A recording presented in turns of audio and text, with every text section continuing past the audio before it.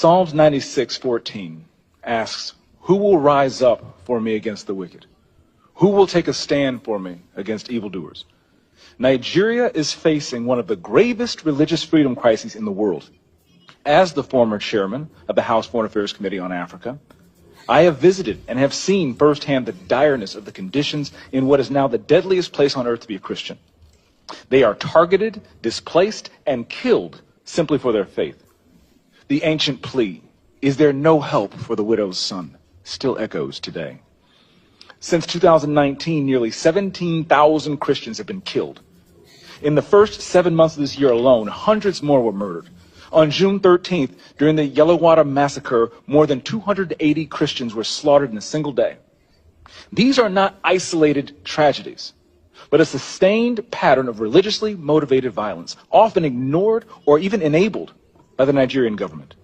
Extremist groups like Boko Haram, Fulani militants, and ISIS West Africa attack often without any meaningful intervention from authorities. The lack of response has created an atmosphere of impunity where Christians continue to live in constant threat and fear. The United States has previously recognized this crisis. President Trump not only designated Nigeria as a country of particular concern during his first term, but redesignated it again in his second term after President Biden inexplicably removed that designation. Religious persecution is tied to political repression and weakening institutions in Nigeria. Example, the detention of NNAMDI Kanu is a clear example. In 2022, Nigeria's Court of Appeal struck down the charges against him and ordered his release. The UN Working Group on Arbitrary Detention has also called for his unconditional release.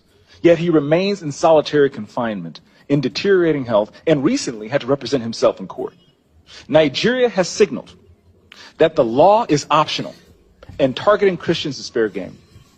Just hours ago this morning, despite the pleas and cries of the Nigerian people and many Nigerian lawmakers, NNAMDI Kanu was convicted on all charges.